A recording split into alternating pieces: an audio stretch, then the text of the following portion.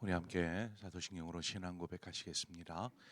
나는 전능하신 아버지 하나님 전지의 창조주를 믿습니다. 나는 그의 유일하신 아들 우리 주 예수 그리스도를 믿습니다. 그는 성령으로 잉태되어 동정녀 마리아에게서 나시고 본디오 빌라도에게 고난을 받아 십자가에 못 박혀 죽으시고 장사된 지 사흘 만에 죽은 자 가운데서 다시 살아나셨으며 하늘에 오르시어 전능하신 아버지 하나님 우편에 앉아 계시다가 거기로부터 살아있는 자와 죽은 자를 심판하러 오십니다. 나는 성령을 믿으며 거룩한 공교회와 성도의 교제와 죄를 용서받는 것과 몸의 부활과 영생을 믿습니다. 아멘. 우리 함께 찬송가 365장 마음속에 근심 있는 사람 주 예수 앞에 다 아뢰어라. 우리 찬송가 365장을 우리 함께 찬송하겠습니다. 365장입니다.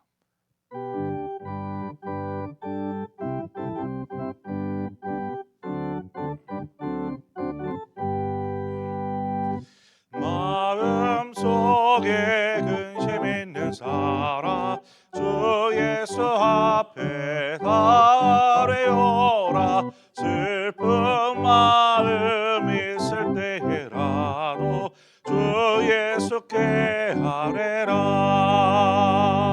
주 예수 앞에 다 아뢰어라. 주의 친구니 무엇이나 근심하지 말고 주 예수께 아뢰라. 눈물 나며 기쁜 한숨 쉴 때 주 예수 앞에 다 아뢰어라. 은밀한 죄 내게 있더라도 주 예수께 아뢰라. 주 예수 앞에 다 아뢰어라. 주의 친구니 무엇이나 근심하지 말고 주 예수께 아뢰라. 괴로움과 두려움 있을 때 주 예수 앞에 다 아뢰어라. 내일 일을 염려하지 말고 주 예수께 아뢰라. 주 예수 앞에 다 아뢰어라. 주의 친구니 무엇이나 근심하지 말고 주 예수께 아뢰라. 죽음 앞에 겁을 내는 자요 주 예수 앞에 다 아뢰어라. 하늘나라 바라보는 자요 주 예수께 아뢰라. 주 예수 앞에 다 아뢰어라. 주의 친구니 무엇이나 근심하지 말고 주 예수께 아뢰라.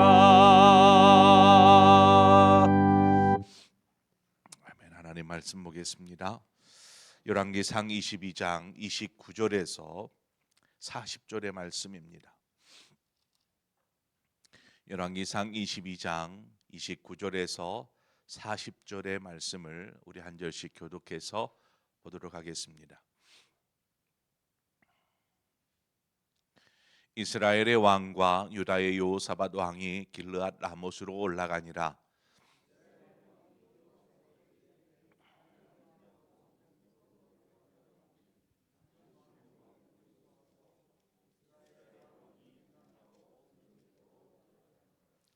아람 왕이 그의 병거의 지휘관 32명에게 명령하여 이르기를 너희는 작은 자나 큰 자와 더불어 싸우지 말고 오직 이스라엘 왕과 싸우라 한지라.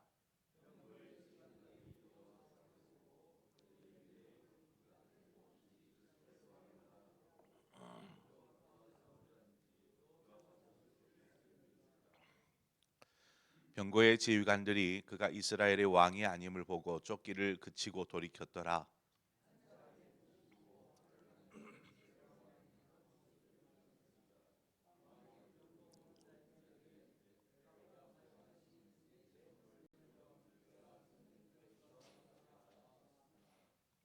이날에 전쟁이 맹렬하였으므로 왕이 병거 가운데에 붙들려 서서 아람 사람을 막다가 저녁에 이르러 죽었는데 상처에 피가 흘러 병거 바닥에 고였더라.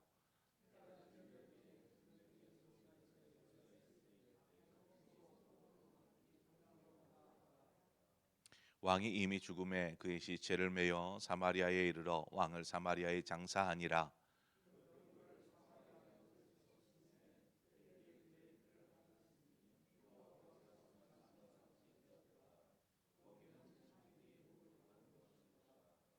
아합의 남은 행적과 그가 행한 모든 일과 그가 건축한 상하궁과 그가 건축한 모든 성읍은 이스라엘 왕 역대지락에 기록되지 아니하였느냐.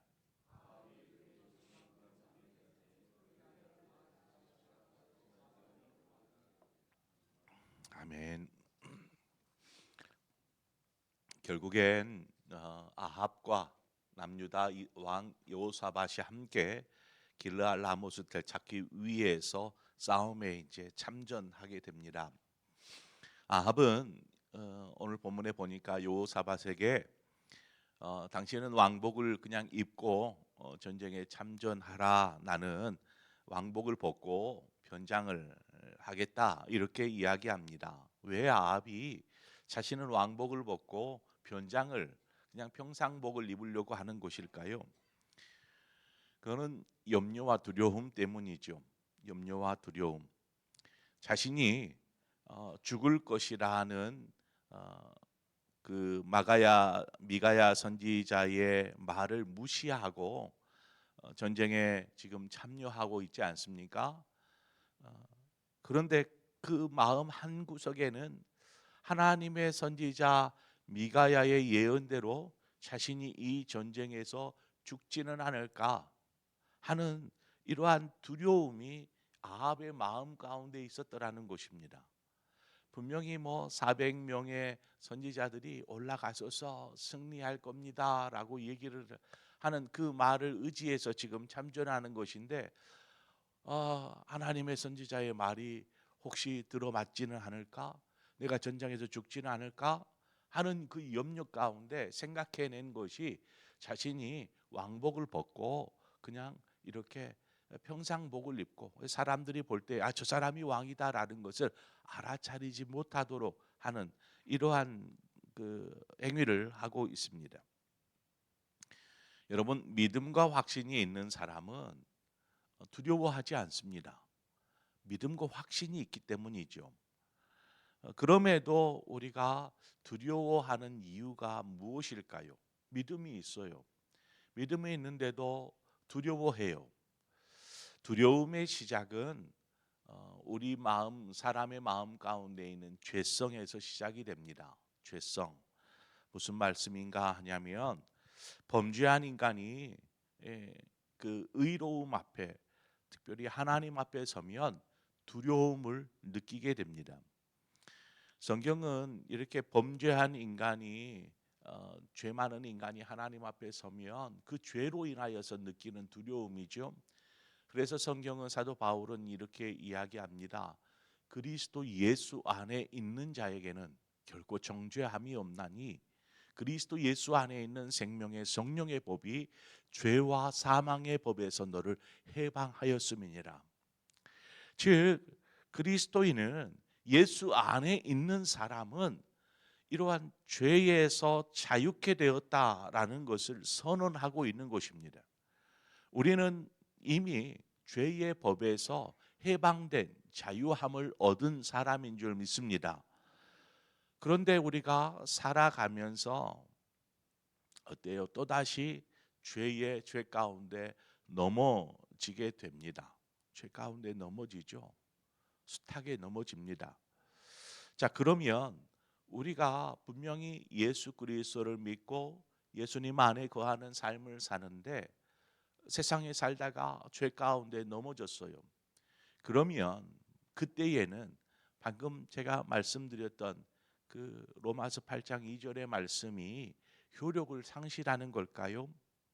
그때는 더 이상 생명의 성령의 법이 우리를 해방시켜 주지 않는 것일까요? 그렇지는 않습니다.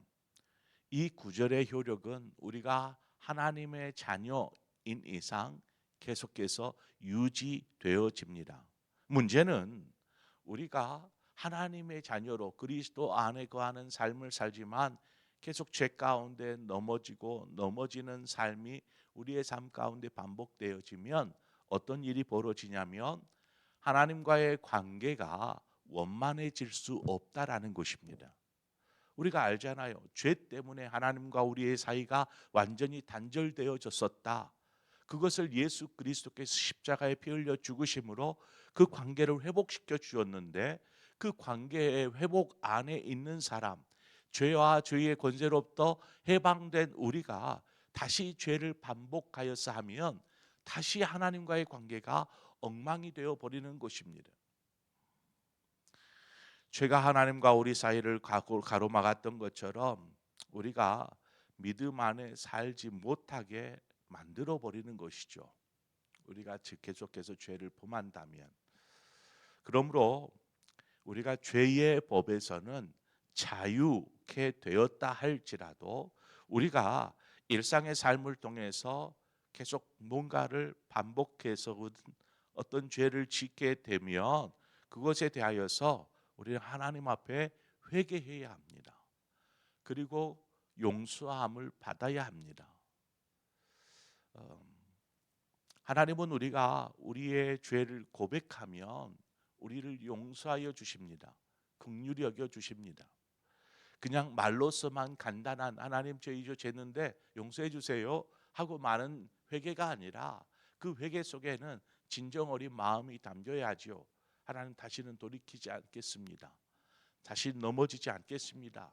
설령 연약하여 또 넘어진다 할지라도 그 순간에만큼 이 죄에 대해서 가슴을 치며 세리처럼 회개해야 되는 것입니다.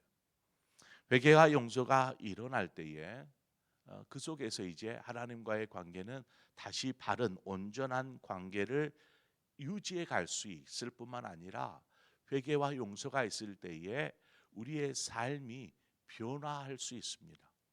변화할 수 있습니다.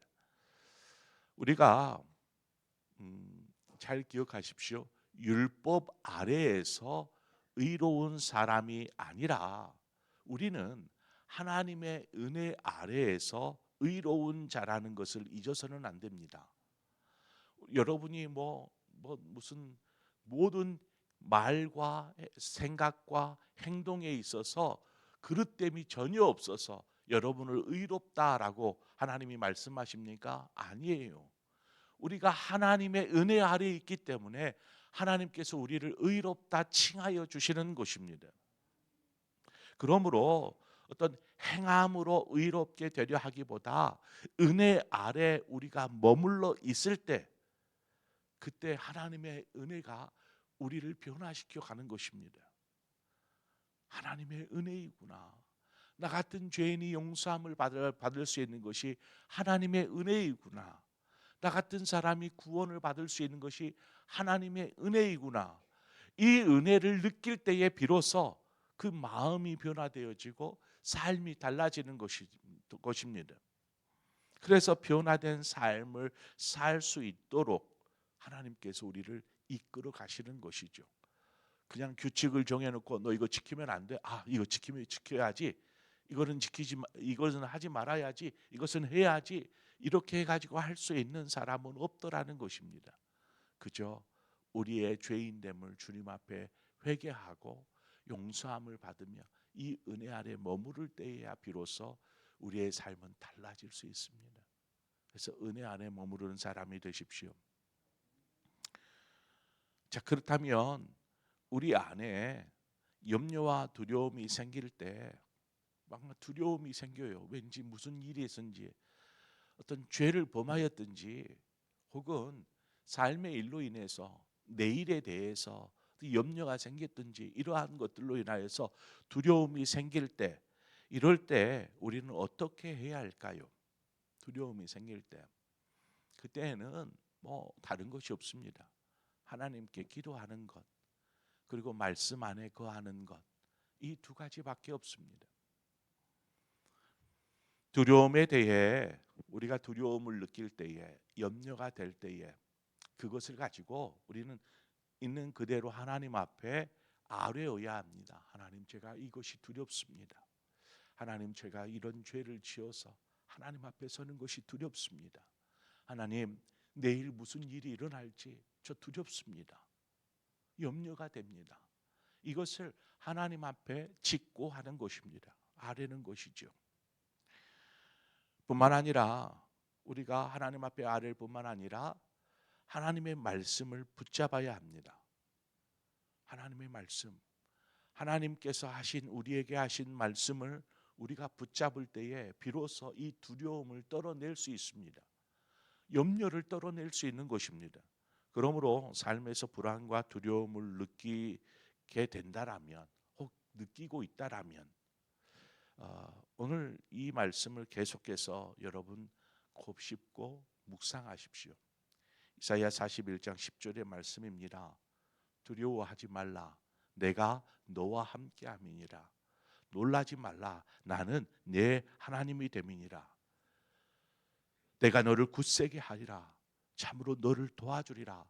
참으로 나의 의로운 오른손으로 너를 붙들리라.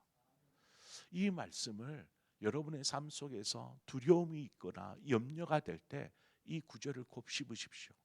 이사야 41장 10절의 말씀. 두려워하지 말라, 놀라지 말라, 내가 너와 함께함이라. 내가 너를 붙들고 있단다. 이 말씀을 붙잡고 우리는 이겨내야 하는 것입니다. 하나님께서 왜 아합에게 미가야 선지자를 보내서 이 전쟁에 나가면 당신 죽어라는 이 흉한 이러한 예언을 하게 하신 걸까요? 분명 미가야 선지자가 아합의 죽음을 이야기하였지만 그 말을 했다라는 것은 하나님께서 아합을 긍휼히 여기시고 불쌍히 여기시고 계신다라는 사실입니다. 만약에 아합이 진실로 믿음의 사람이었다라면 미가야 선지자의 말을 듣고 전쟁에 참여하지 말았어야지요. 하나님은 미가야 선지자를 아합에게 보내셔서 아합아, 너 빨리 돌아와야 돼. 그렇지 않으면 큰일 나. 라고 계속해서 경고하는 것이었습니다. 그것을 위해서 미가야 선지자를 보낸 것이죠. 말씀하신 것입니다. 그러나 아합은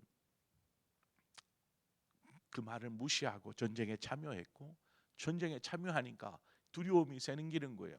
염려가 생기는 거예요. 가다가 죽지는 않을까? 혹여 죽지는 않을까? 그래서 택한 방법이 뭐예요? 비겁함입니다.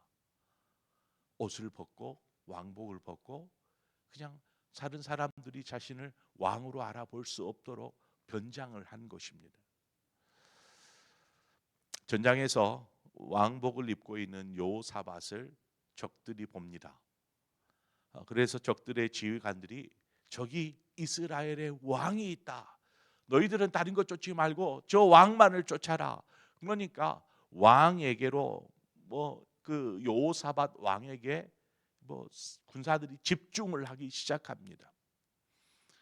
반면 자신은 평상복을 입고 있으니까 어때요? 안전하다라고 판단하는 것이죠. 얄팍한 수단과 방법으로 위기를 벗어나려고 하는 그 염려와 두려움을 이러한 얄팍한 수단으로 좀 뭔가 벗어나 보려고 하는 아합의 비겁한 모습을 우리는 보게 됩니다. 그런데 아니나 다를까 싸움이 시작되자 적들이 왕복을 입은 여호사밧을 쫓기 시작합니다. 그때 오늘 본문에 보니까 여호사밧이 소리를 질렀다라고 기록하고 있습니다. 어떤 소리를 질렀을까요? 여러분 어떤 소리를 질렀을 것 같습니까? 아람의 군사들이 여호사밧이 왕복을 입고 이제 전차에 뭐에 타 있겠죠. 아, 저기 이스라엘의 왕이 있다, 쫓아라 하고 쫓으니까 여호사밧이 소리를 질렀어요. 어떤 소리를 질렀을까요? 자신들의 아군들에게 도움을 요청하는 소리를 질렀을까요? 나를 도와라 뭐 이런 소리를 질렀을까요? 아니면 나는 그 적들을 향해서 나는 이스라엘 왕이 아니야 라고 외쳤을까요? 아니면 하나님을 불렀을까요? 적 지휘관들이 소리를 지른 여호사밧을 보고 한눈에 알아봅니다. 저는 이스라엘의 왕이 아니라, 왜요? 이전에 3년 전에 전쟁터에서 또 그 아합 왕을 보았거든요. 어떻게 생겼는지. 소리를 지른 왕복을 입고 있는 여호사밧을 이렇게 보니까 아닌 거예요. 왕이 아니라고 하니까 이들이 쫓기를 멈춥니다. 야, 쫓지 마라, 쫓지 마라. 대신 이제 여호사밧은 이제 그 쫓김에서 면하였죠. 반면 아합은 어떻게 되었을까요? 오늘 본문에 보면 34절에 한 사람이 무심코 활을 당겨 이스라엘 왕의 갑옷 솔기를 마친지라 왕이 그 병거 모는 자에게 이르되 내가 부상하였으니 내 손을 돌려 내가 전쟁터에서 나가게 하라 하였으나, 참으로 재미있는 장면이 아닐 수 없습니다. 어느 병사가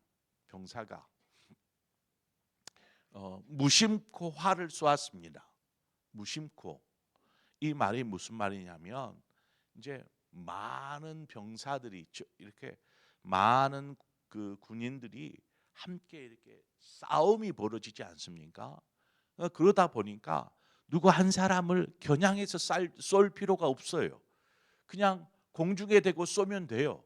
많은 사람들이 그냥 몰려오고 몰려가니까 그냥 아무데나 쏘면 그 많은 사람들 중에 누군가는 활에 맞겠지요.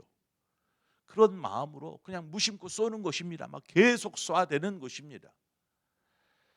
그런데 그가 어떤 누군가가 쏜 화살이 어떻게 됩니까?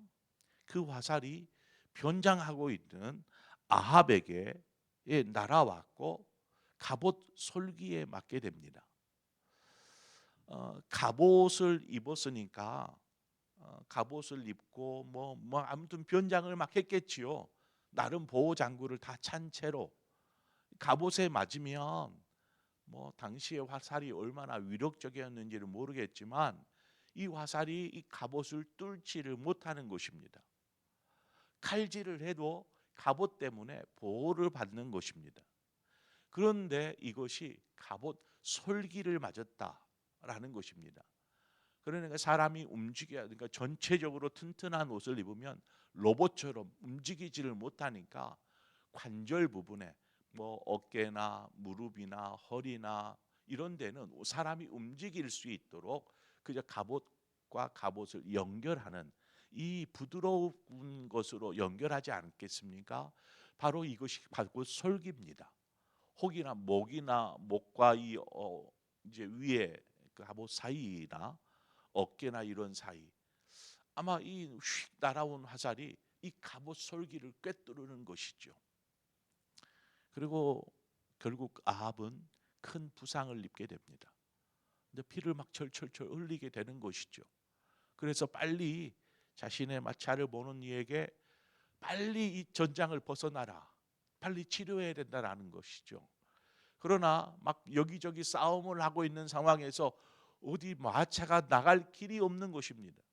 결국 싸움이 맹렬하여지고 밤이 될 때까지 계속되어지는 이 싸움 때문에 아합은 전장에서 벗어날 수 없었고 결국 피를 멈추지 못하니까 계속 끌리다 보니까 그 자리에서 죽음을 맞이하게 됩니다. 해질녘에 이제 전쟁은 뭐 누구의 승리도 아니었어요. 그냥 그대로 끝이 나고 맙니다. 미가야 선지자의 예언처럼 이 전장에서 아합은 죽음을 당하고 이스라엘 백성은 이제 전쟁이 끝나니까 그냥 알아서 각자 갈 곳으로 가는 것이죠. 평안히 돌아오게 되었습니다. 여러분, 하나님의 말씀은 한치의 오차가 없습니다. 하나님의 말씀은 이것을 믿느냐 믿지 않느냐의 문제이지 하나님의 말씀은 그대로 이루어지게 되어 있습니다. 그러므로 우리는 하나님의 말씀에 대한 믿음과 확신 안에 거하여야 합니다. 다른 어떤 것보다 하나님을 두려워하고 하나님을 경외하는 삶을 우리는 살아야 할 줄 믿습니다. 그때에 우리가 하나님과의 관계를 세울 수 있고 그 관계가 세워질 때에 하나님의 인도하심을 받는 삶을 살게 되죠. 그것을 확신하고 믿음 안에 거한다면 그 사람은 삶의 일로 염려하지 않을 것입니다. 삶에 어떤 문제가 있어도 하나님이 나를 인도하시는데 내가 뭘 염려해요? 믿음으로서 갈 수 있는 것이죠. 그 믿음의 삶을 사시는 저 여러분의 삶이 되어지기를 주님의 이름으로 축원드립니다. 기도하겠습니다. 조신 하나님 아버지, 은혜와 사랑을 감사합니다. 아버지께서 우리에게 베푸신 것이 얼마나 크고 넓으신 사랑이요 은혜이건데 하나님, 우리가 계속 죄 가운데 거함으로 두려움과 염려와 근심 속에 삶을 살게 됩니다. 주님께서 우리를 위해 십자가에 달려 죽으심으로 모든 죄와 사망의 권세로부터 해방시켜 주셨는데 그 안에 살면서도 여전히 두려움과 염려 속에 살아간다면 우리가 어떻게 하나님과 바른 관계를 유지하며 살겠습니까? 하나님, 우리가 하나님과의 바른 관계를 위해서라도 은혜 안에 거하는 삶을 살게 하여 주옵소서. 하나님, 은혜 안에 거하면 삶을 살되 늘 항상 기도와 말씀에 힘쓰는 우리 모든 성도들 되도록 인도하여 주시기를 원합니다. 그래서 하나님, 언제나 확신 가운데 거하고 믿음 가운데 거하는 삶으로 하나님께서 친히 우리의 삶을 인도하게 계심을 결코 의심하지 않고 믿음으로 담대하게 살아가는 우리 모두의 삶이 될 수 있도록 축복하시고 인도하여 주시옵소서. 예수 그리스도의 이름으로 기도합니다. 아멘. 오늘 이 시간 말씀을 생각하면서 여러분 안에 어떤 염려가 있습니까? 근심이 있습니까? 두려움이 있습니까? 이 시간 그 근심의 근원이 되는 우리의 죄악됨을 주님 앞에 내려놓고 하나님과의 바른 관계를 세워가십시오. 은혜 안에 거하십시오. 그것을 위해서 이 시간 기도하시기를 바라고, 은혜 안에 거하는 사람은 오직 믿음과 확신 속에 주님과 동행하는 삶을 살게 될 줄 믿습니다. 염려하지 말고 두려워하지 말고 담대하게 믿음 안에 거하는 우리의 삶이 될 수 있도록 위해서 기도하고, 더불어서 기도할 것은 오늘 저녁에 있을 우리 수요 예배를 위해서 여러분 함께 기도해 주시기를 바랍니다. 그리고 오늘 이 시간 기도할 것은 이 나라와 민족을 위해서 우리가 함께 기도하기를 원합니다. 하나님, 이 나라를 기억하여 주시고 불쌍히 여겨 주시옵소서. 이 나라가 하나님의 공의와 정의 가운데 바르게 서는 나라 되게 하여 주옵소서. 바로 서기 위해서 우리 위정자들도 있고 경제를 이끌어가는 사람들도 있고 많이 힘들다고 하는데 하나님 도와주시기를 원합니다.